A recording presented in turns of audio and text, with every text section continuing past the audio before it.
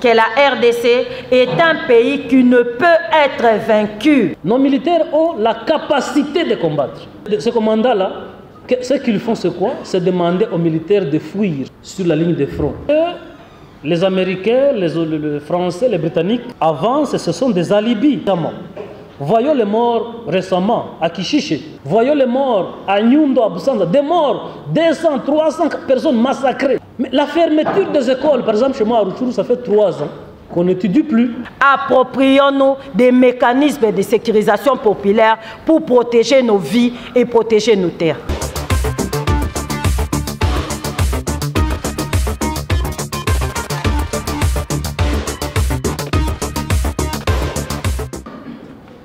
Merci beaucoup pour la parole. Bonjour mesdames, bonjour mesdemoiselles, bonjour messieurs. Je suis honorable Ngarouye Muhozi Emmanuel, député provincial élu de Rutshuru au Nord Kivu de la législature 2018-2023, mais encore en cours au Nord Kivu, à cause des impératifs de la guerre qui n'a pas permis l'organisation des élections dans cette circonscription du Nord Kivu, à côté bien sûr de la circonscription de Massissi qui est aussi exclue et la circonscription de Kwamut dans le Maïndombe. Je suis ici à Kinshasa comme victime de la guerre, vu les menaces qui ont pesé sur moi à cause de mes prises de position par rapport à cette guerre. Et donc il a fallu, comme beaucoup d'autres personnes, m'arracher la vie. Parce que vous le savez peut-être, beaucoup de gens ont perdu la vie lorsque ils ont manifesté l'intention de dire la vérité. Alors moi-même, j'ai été victime, j'ai échappé à plusieurs tentatives, et c'est comme ça que je ne suis pas à Goma, où le député provincial Nord Kivu doivent rester, mais moi je suis ici à Kinshasa. Alors, je commence par rendre grâce à Dieu le Tout-Puissant, maître des temps et des circonstances, car sa divinité est manifeste, en ce sens qu'elle permet, par l'avènement au pouvoir de son Excellence, Félix Antoine Tshisekedi Tshilombo au pouvoir, le président à qui j'ai d'abord un hommage le plus déférent, ça permet aux victimes de puissances, de la puissance humaine que nous connaissons aujourd'hui. Aujourd'hui, les victimes peuvent quand même s'exprimer par l'avènement du président Félix Tshisekedi au pouvoir. Comme on a toujours dit en lingala, c'est au moins Kofi qui l'a dit, lokuta yakana ascenseur, vérité et yena escalier, paix est commis. Donc le moment est venu, même si le mensonge aille beaucoup de temps et ça avance vite avec beaucoup de moyens, mais la vérité, bien qu'elle vient lentement, mais elle arrive quand même.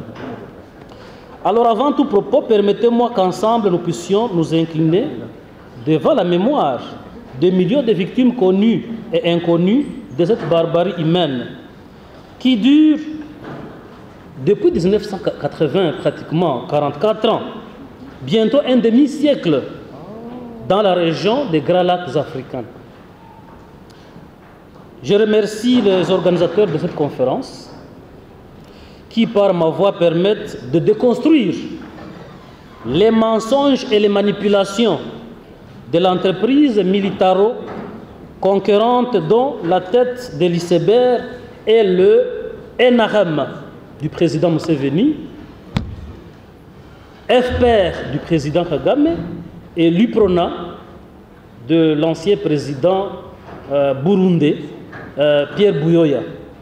Dans les eaux troubles du plan hégémonique et colonial au Grand Lac piloté des mains diaboliques des puissances occidentales dont les États-Unis, l'Angleterre, la France, la Belgique et leurs alliés qui utilisent les commissionnaires locaux.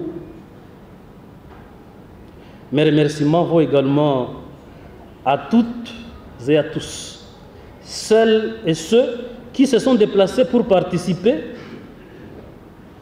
à cette conférence, et ceux qui ne sont pas ici, mais qui nous suivent à distance, mais aussi ceux qui suivent en différé. Merci aux génies journalistes congolais qui vont relayer aussi cette conférence. Comme évoqué si haut, les sangs des Africains de la région des Grands Lacs coulent à flot depuis 44 ans par la juste volonté de faire une même base sur les ressources immenses naturelles que regorge notre pays et notre région. Les rapports crédibles dont la majorité ont été élaborés par les Nations Unies sont légion.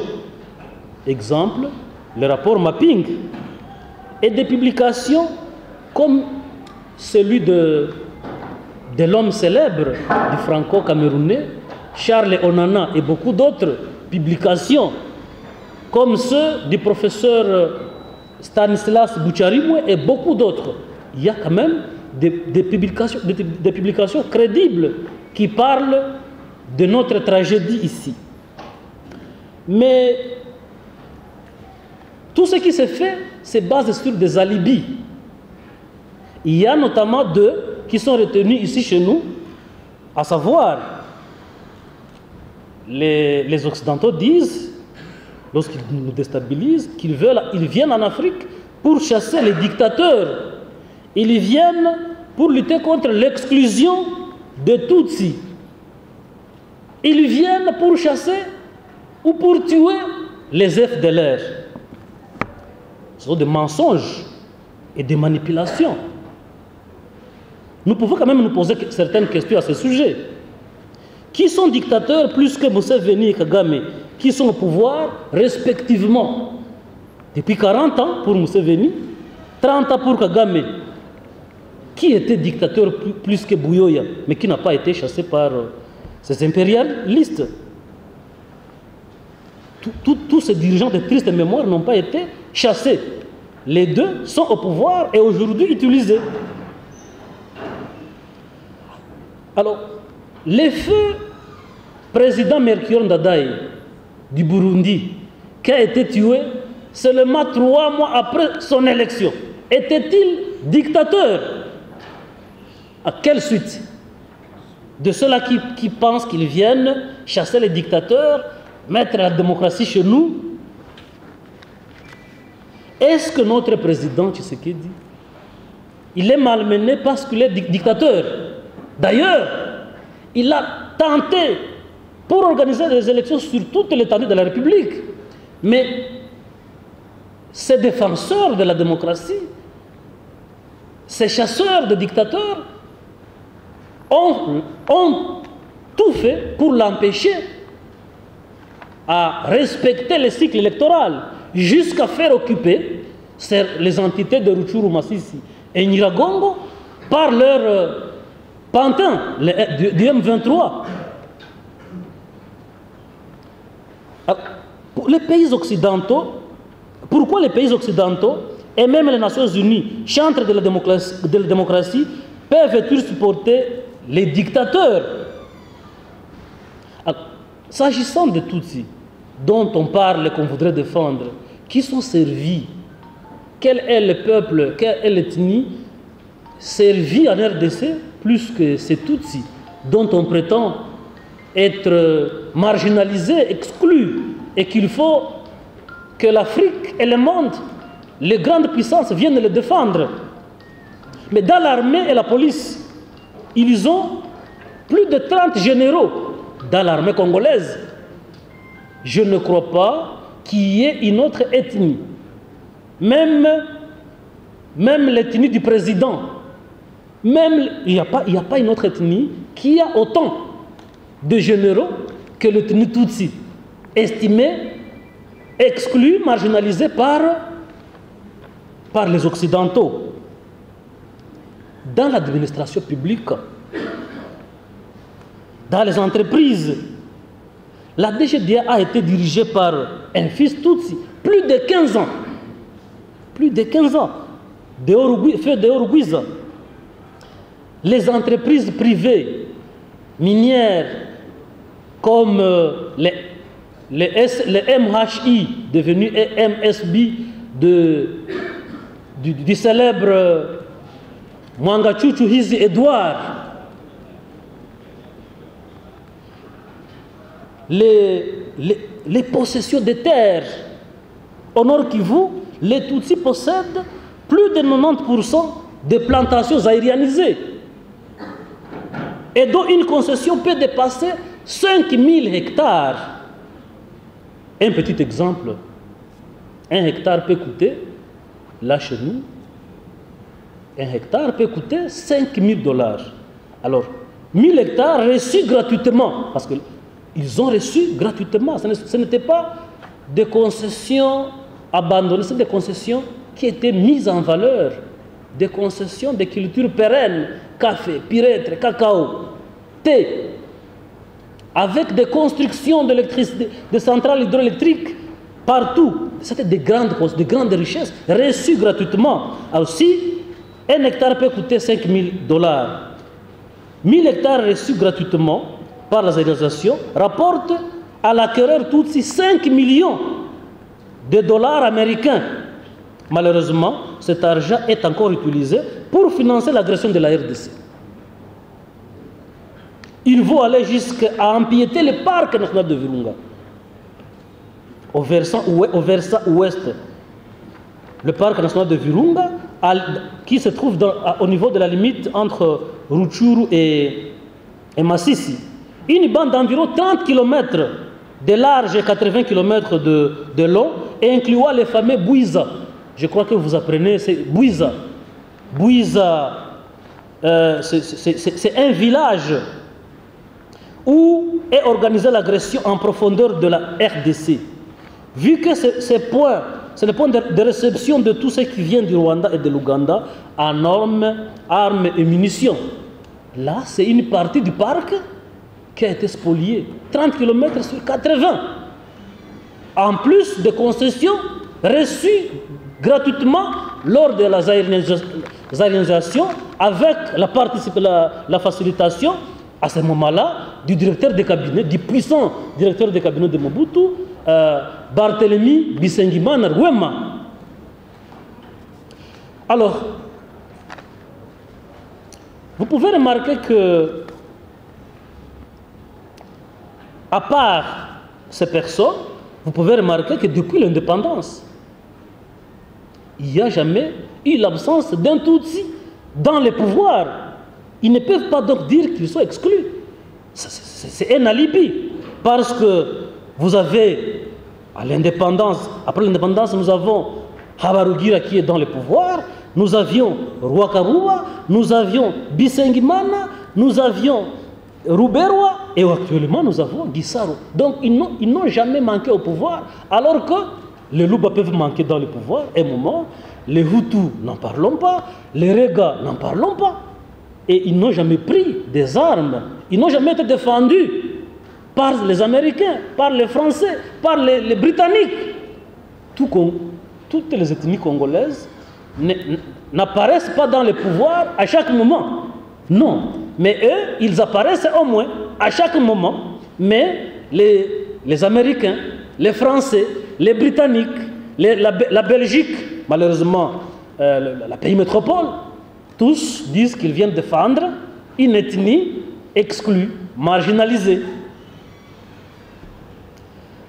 Alors, de 15 millions de morts congolais, vous êtes ici, vous pouvez savoir peut-être combien de Tutsis civils ont vraiment été tués au Nord Kivu.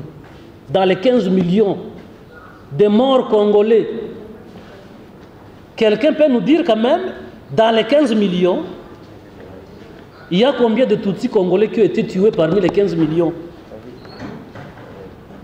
Celui qui sait, même un nom, parmi les 15 millions, il peut nous citer quand même quelques. Comme vous êtes là, c'est un débat, vous allez peut-être nous citer.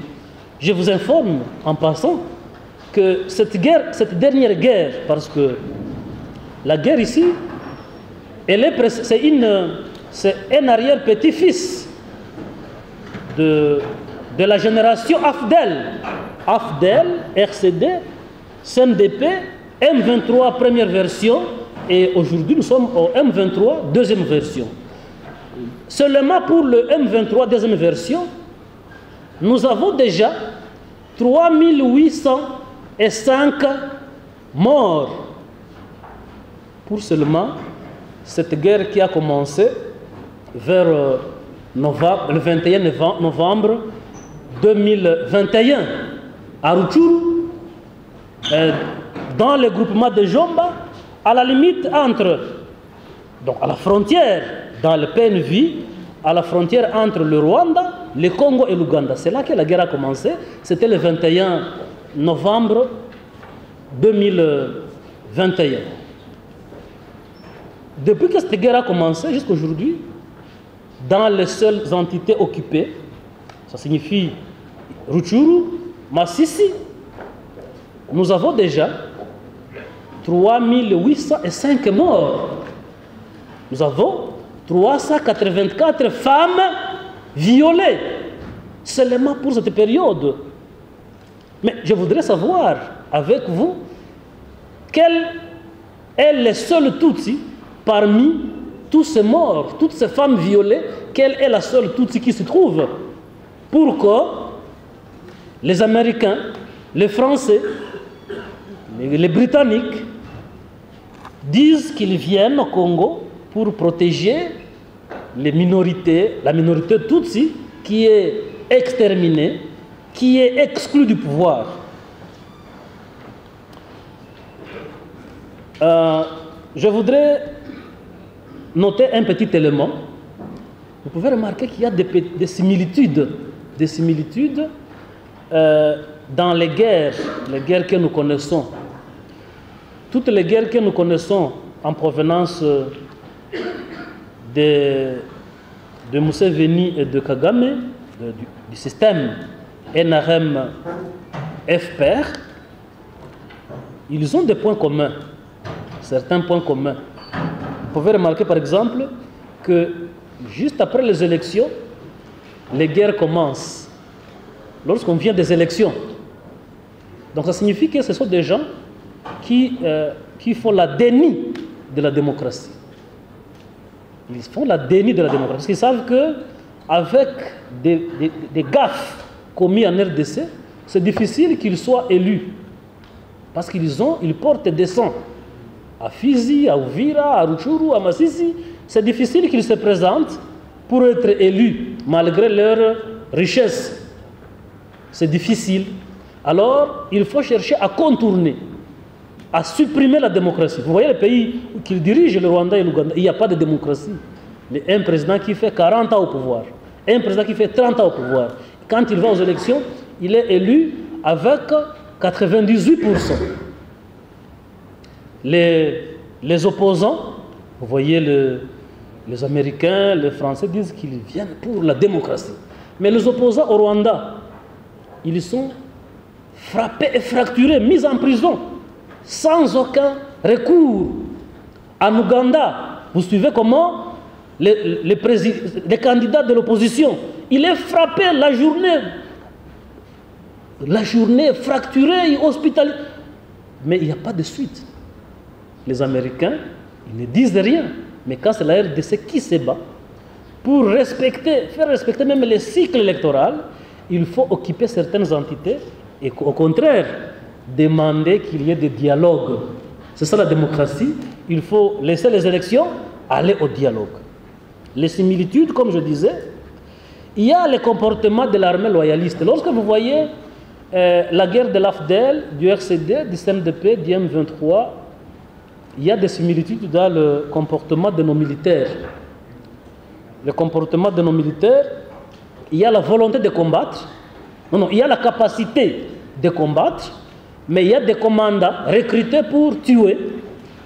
La volonté de combattre. Je dis, il y a deux choses. La capacité à combattre et la volonté de combattre.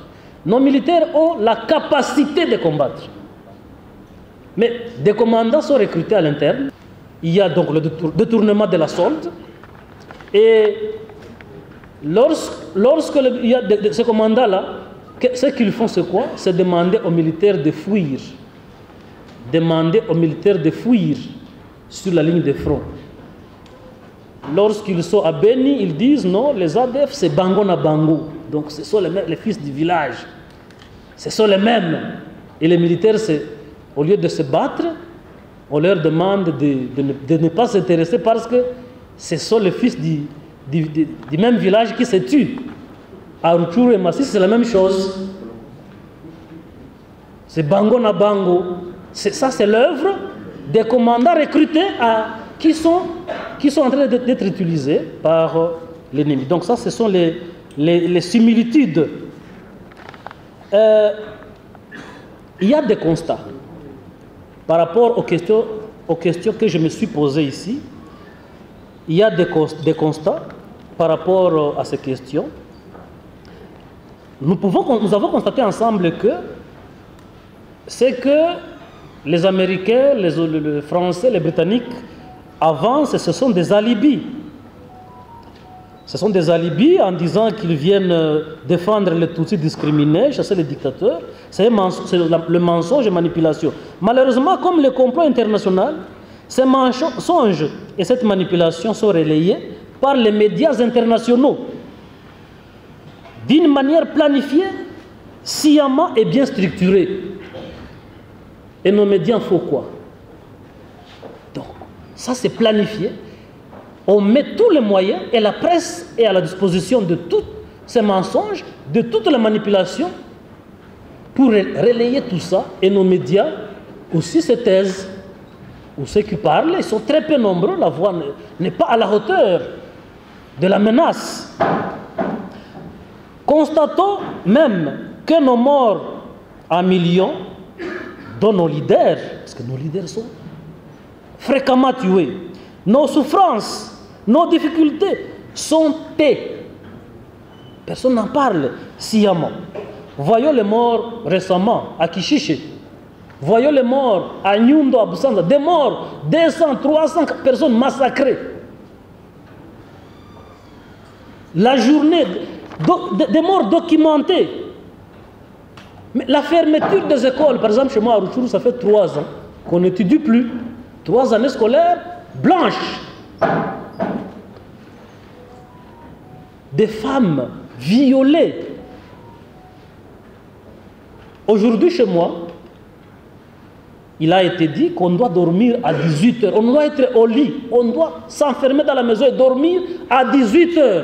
Si on vous rencontre à l'extérieur, à 18 h 1 minute, vous serez séquestré, si pas tué. Et vous pouvez vous imaginer par rapport aux écoles, dans 10 ans, nous aurons quelle génération? Et tout ça, c'est tu. Et personne n'en parle. La communauté internationale voit que c'est normal. Mais lorsque Honorable Emmanuel Muhoozi parle, lorsque Freddy Mulumba parle, lorsque l'Honorable Bitakwira parle, il faut lui faire un mandat, comment je vais dire, des sanctions internationales. C'est la haine. Quand on tue, ce n'est pas la haine, c'est normal. Mais quand vous vous plaignez de ces souffrances, vous devenez extrémiste, il faut vous pourchasser. Alors le système néocolonial qui nous agresse profite de nos antivaleurs que nous devons corriger absolument. Je crois que nous devrions nous reconnaître comme des orphelins, et un orphelin doit avoir un comportement pas comme celui d'un enfant qui a tous les parents. Nous devons donc savoir que ces gens aussi profitent de nos antivaleurs et nous devons les corriger absolument. La naïveté. Beaucoup de gens ici, vous le trouvez, lorsqu'on dit qu'il y a la conférence sur ce qui se passe au Congo, il est difficile de... Il faut attendre 1 heure, 2 heures pour que vous puissiez avoir une salle à moitié pleine. Mais lorsque c'est un événement de loisir, Je demande aux amis caméramans de prendre des solutions pour ne pas empêcher ceux qui sont devant ici. Si vous n'avez pas de trépied, allez derrière, s'il vous plaît. S'il vous plaît, libérez d'abord le devant. Avant qu'on continue, vous devez libérer. Libérez le devant ici, s'il vous plaît.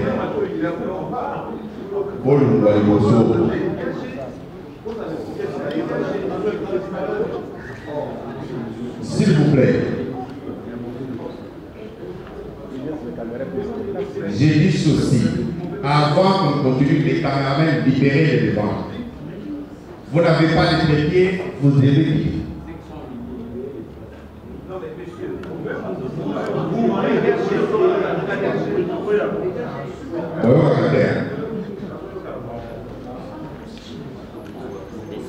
Bien, honorable, vous n'avez que 3 minutes. Merci beaucoup. Je vous en prie.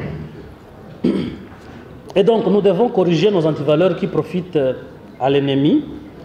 Et je disais donc la naïveté, prendre à légère des choses sérieuses.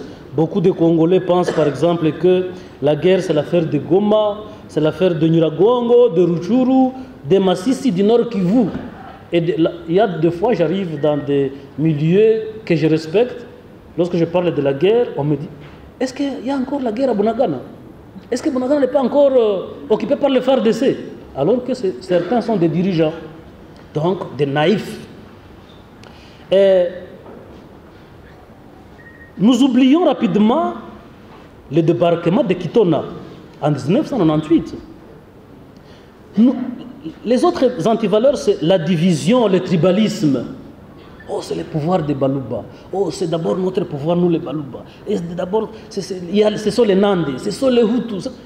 Alors, l'ennemi aussi profite dans les antivaleurs et nous renforce dans les antivaleurs parce que là, il profite de nous cogner les têtes pour que lui avance. Il y a la corruption. La corruption. Appauvrir ses compatriotes. Bref, une inconscience notoire. Alors, pour gérer cette guerre, il y a quand même eu des initiatives du président de la République.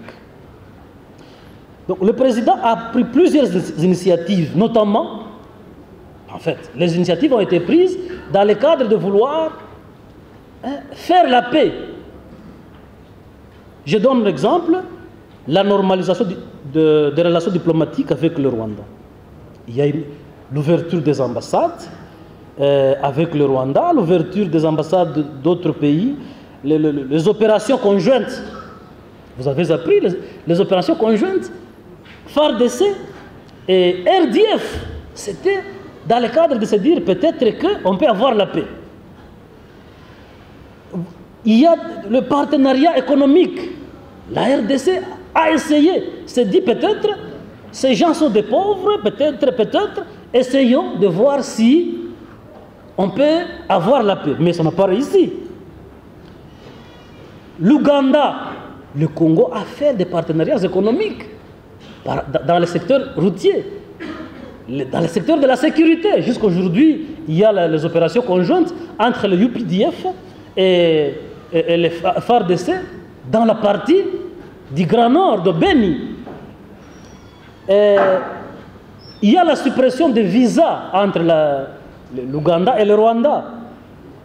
Il y a la RDC a tenté de dire, si j'entre peut-être dans la communauté est-africaine, l'EAC, peut-être qu'ensemble nous pouvons faire la paix. Mais malgré tout ça, l'agresseur est resté de marbre. Il est resté le même. Et donc, je crois que tout a été fait. Tous ceux qui disent, oh la RDC, il faut quand même essayer, ils ne font pas se battre, tout a été essayé. Alors, sur le plan militaire, le président a aussi quand même fait des progrès. Il a fait le recrutement de plus de 40 000 militaires. Il a fait la formation de tous ces militaires, l'équipement de tous ces militaires. Il y a aussi la conscientisation des Congolais. Vous avez appris qu'il y a aujourd'hui la loi sur la réserve de la défense les réserves armées de la défense.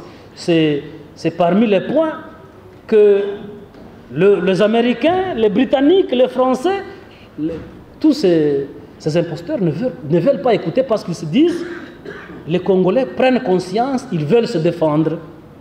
Alors que ça existe partout au monde. Les réservistes existent partout. Mais comme notre conscience, comme les Occidentaux pensaient que notre conscience était déjà morte, et qu'aujourd'hui on voit que la conscience s'élève et que le président y va pour que nous puissions quand même nous défendre nous-mêmes, ces initiatives sont sérieusement combattues. Alors, que faire? Je conclue. Pour s'en sortir, nous devons prôner et incarner les valeurs. Prenons conscience, prendre l'agression au sérieux, compter sur nous-mêmes, la bonne gestion de la chose publique, surtout l'armée, réduisons la misère du peuple, unissons-nous en particulier, soyons compatissants aux Congolais victimes directes de l'agression qui sont au front. La solidarité, c'est extrêmement important. Enfin, posons-nous les vraies questions, bientôt 30 ans, que nous subissons, Monique, Monusco, Artemis, et ainsi de suite. Toutes ces initiatives n'ont rien donné. Il est clair que le temps de se plaindre et de pleurnicher est révolu. Prenons-nous en charge et ne jamais trahir le Congo, lègue le musée Laurent Désiré Kabila. Tozalami Bali, nous sommes 100 millions et 100 millions d'habitants, 2 345 410 km², 10 millions et 26 000 nous malmènent. C'est anormal. Ce n'est pas une fatalité, car d'autres peuples se sont libérés et les autres sont en train de le faire. Prions enfin prions pour notre président, afin que Dieu nous lui donne la force de nous organiser pour nous défendre. Protégeons notre président, car les agresseurs se sont dénommés eux-mêmes Killing Machine. Il est déjà en danger, comme il refuse que le peuple congolais soit asservi. Ne soyons pas comme ceux qui ont livré Lumumba, comme ceux qui ont livré Mobutu, et comme ceux qui ont livré Musée Laurent Désiré Kabila. Je vous remercie. Je tenais tout d'abord à remercier le magazine Renaissance à travers notre journaliste chevronné, en la personne de M. Freddy, et toute l'équipe de ce magazine qui tient toujours à organiser des pareilles conférences pour l'éveil de la conscience congolaise. Je suis Madame Nicole Kavira Kinyoma. Je suis activiste pour démocratie et je dirige un mouvement citoyen qu'on appelle le mouvement des indignés de la situation sécuritaire en RDC. Miss RDC en cycle, pas une Miss de beauté, mais une Miss, si on peut la transformer ainsi, qui s'indigne par rapport à la manière dont les questions sécuritaires sont en train d'être gérées dans notre pays, la RDC. Qui s'indigne par rapport à cette prise en proie de notre pays, la RDC. Beaucoup de pays du monde entier se sont alliés, se sont assemblés pour voir comment déstabiliser la RDC et s'enrichir. Aujourd'hui, nous allons échanger sur la mobilisation générale du peuple congolais comme un rempart contre la guerre et la balkanisation de notre pays. La RDC, au cœur d'une tragédie sans précédent que le monde entier ne doit pas oublier. Le Congo se tient aujourd'hui à un tournant crucial de son histoire. En proie des conflits armés, depuis près de 3 décennies, donc près de 30 ans maintenant, le pays s'est transformé en une poudrière où les forces obscures se disputent le contrôle de ses richesses naturelles au détriment de sa population. Dans le chaos total, occasionnant une crise humanitaire sans pareil, loin des regards du monde, un drame humain d'une ampleur insoutenable se déroule en silence. Le conflit congolais, qualifié de guerre oubliée, a déjà coûté la vie de plus de 10 millions de personnes, soit 5 fois la population du Gabon. Donc, c'est-à-dire, on a tué le Gabon, on a tué encore pour la deuxième, pour la troisième. 5 fois, on tue la population du Gabon, mais ça se passe en RDC. Et engendrer les viols de plus de 500 000 femmes. Des chiffres qui glacent les sangs et qui illustrent l'immense tragédie qui se joue sur le sol congolais.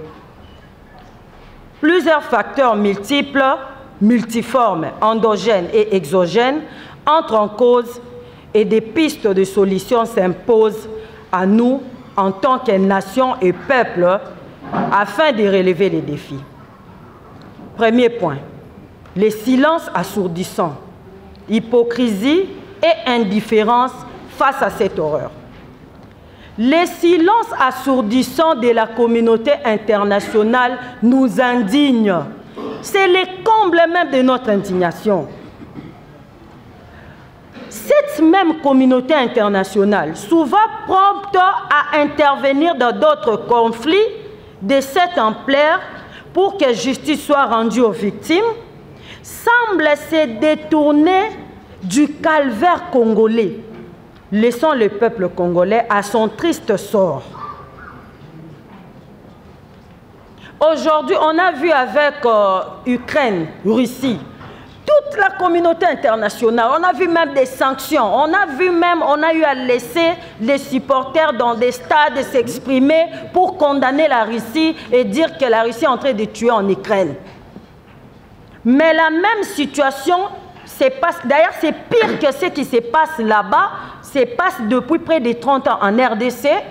Nous voyons même qu'il y a des chaînes qu'on contacte pour dire ne diffusez pas l'indignation de ces peuples congolais face à ces tragédies qui sont en train de traverser, de l'injustice.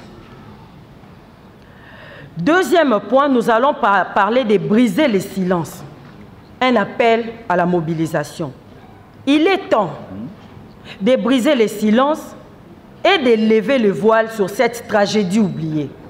La communauté internationale a le devoir moral de se mobiliser pour mettre fin à ces conflits et soutenir le peuple congolais dans sa quête de paix et justice. Mais nous constatons qu'elle ne le fait pas. Voilà pourquoi nous continuons à parler de cette mobilisation. Troisième point, un pays meurtri mais debout. Malgré les épreuves, les souffrances, le peuple congolais n'a pas perdu espoir. C'est pour cela que le peuple congolais aujourd'hui a répondu à cet appel. Sa résilience et sa force de vie sont une source d'inspiration pour tous. La mobilisation de la société civile, les mouvements citoyens, les artistes congolais témoignent de la volonté farouche du peuple de prendre son destin en main et de bâtir un avenir meilleur. Je vais essayer de commenter. Il y a quelques jours, nous avons vu quelques activistes qui ont été arrêtés juste parce qu'ils ont tenu à dénoncer les 600 jours de la prise de Bunagana. Nous avons organisé une activité pour dénoncer près de 600 jours de la prise de Bunagana. Et chose étonnante, ce sont des activistes-là qui ont été arrêtés et on les a même qualifiés, on nous a qualifiés des complices ou des personnes utilisées pour déstabiliser les pays. Nous disons que ces contrastes, nous ne comprenons pas pourquoi cette activité peut vraiment indigner les victimes et les rescapés, parce que nos autorités aussi sont listées parmi les victimes et les rescapés. Pourquoi cet acharnement sur des personnes qui dénoncent et non sur l'ennemi qui continue à déstabiliser, à tuer, à violer, à récupérer nos terres? Un devoir de solidarité. Le quatrième point, soutenir le Congo meurtri pour un avenir meilleur. Le peuple congolais a besoin de notre soutien, c'est-à-dire nous qui avons compris. Et le peuple toujours qui n'a pas encore compris, il a besoin que nous puissions le soutenir. Il est de notre devoir de nous mobiliser pour faire entendre sa voix et exiger la fin de ces conflits en soutenant les initiatives de paix et de développement, en sensibilisant l'opinion publique et en faisant pression sur les décideurs politiques. Nous pouvons contribuer à mettre un terme à cette tragédie et à construire un avenir plus radieux pour la RDC. Nous lançons aussi un appel à l'action pour un Congo nouveau. Le destin du Congo est entre nos mains. L'heure est venue de rompre les silences et d'agir pour mettre fin à la souffrance du peuple congolais. En nous mobilisant et en nous unissant nos forces, nous pouvons contribuer à l'avènement d'un Congo nouveau. Qu'aucun parti politique nous sépare ou nous divise. Pas des tribus. Qu'aucune tribu nous divise. Pas même des religions, nos religions. Nos religions ne nous divisent pas. C'est le moment maintenant de nous unir. D'arrêter avec ces divisions qui ne fait que renforcer l'ennemi et déstabiliser notre pays. L'appel du destin. Un peuple uni face à l'adversité. En ces temps troublés, où la guerre et à la menace de balkanisation plane sur la République démocratique du Congo, un cri retentit, vibrant d'une force et d'une unité sans précédent. La mobilisation générale du peuple congolais. Un peuple meurtri mais debout, uni dans sa douleur et sa détermination à défendre son héritage et son avenir. Le mouvement des indignés, nous avons toujours eu à lancer ces cris pour inviter les victimes et les rescapés de s'approprier massivement des mécanismes de sécurisation populaire pour protéger nos vies et protéger nos terres, car nous sommes en guerre. La guerre, un fléau ravageur et ses conséquences dévastatrices.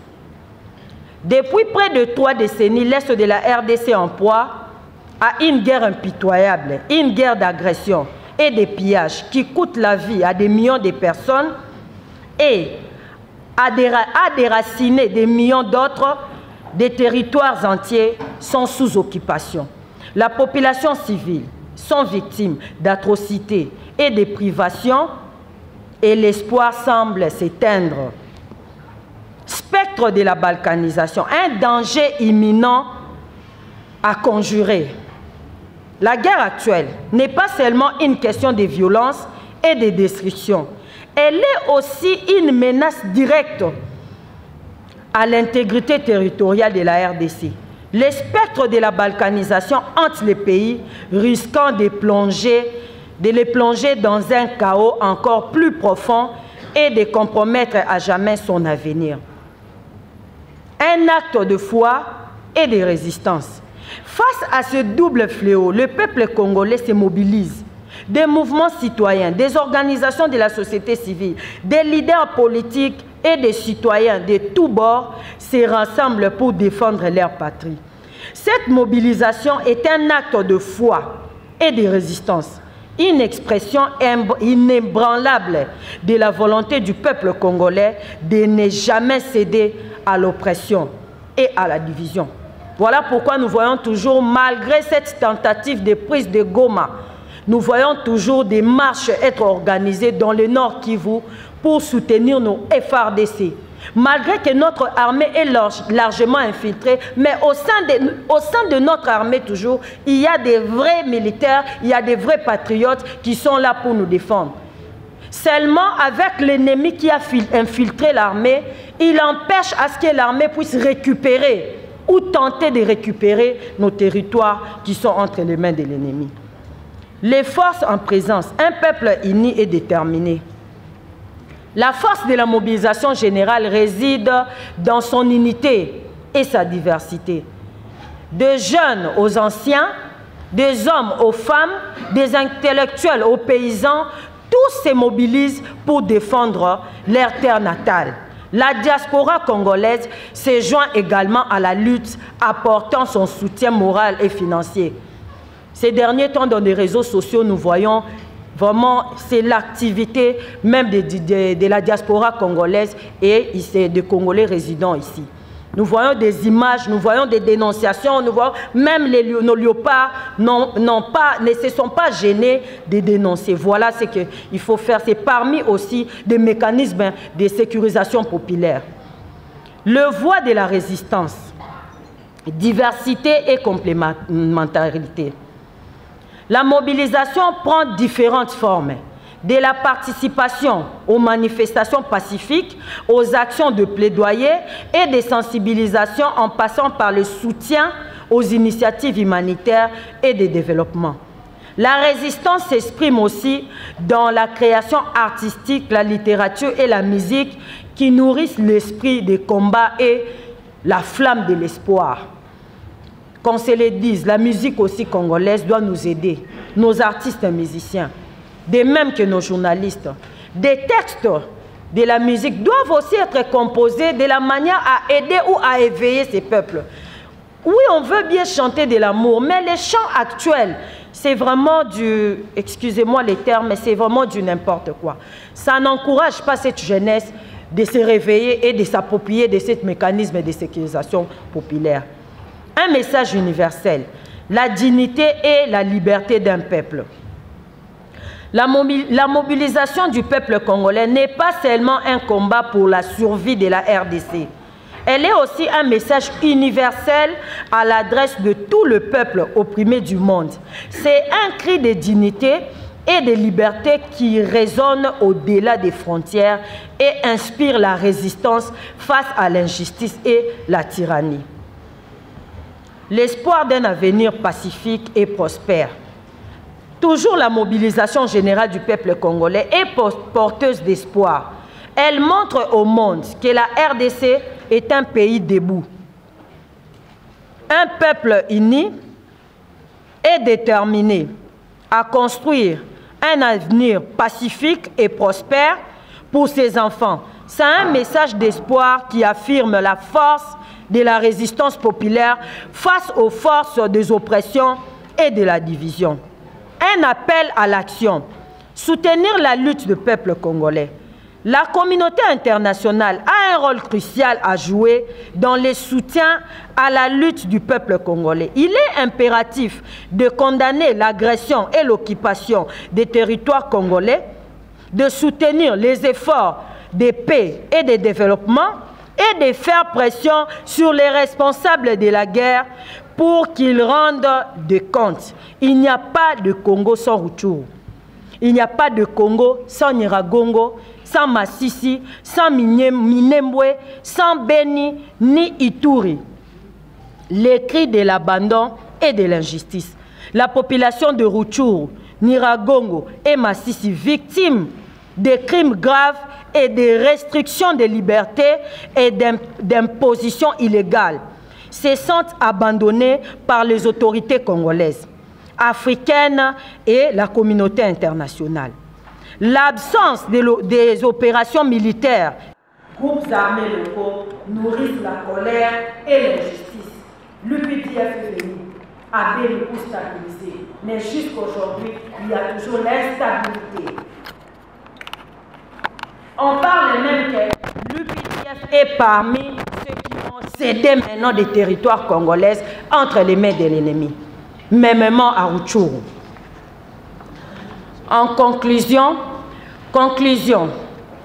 la mobilisation générale, un symbole d'unité et d'espoir.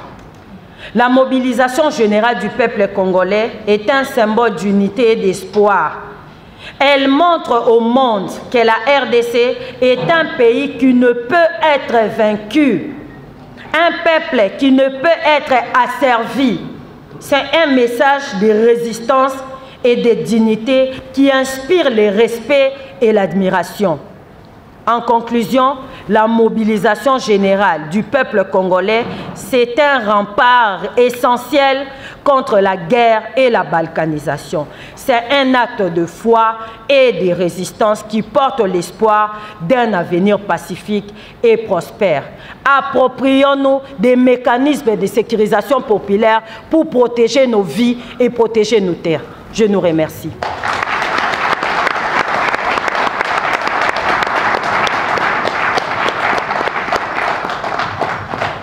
Merci beaucoup.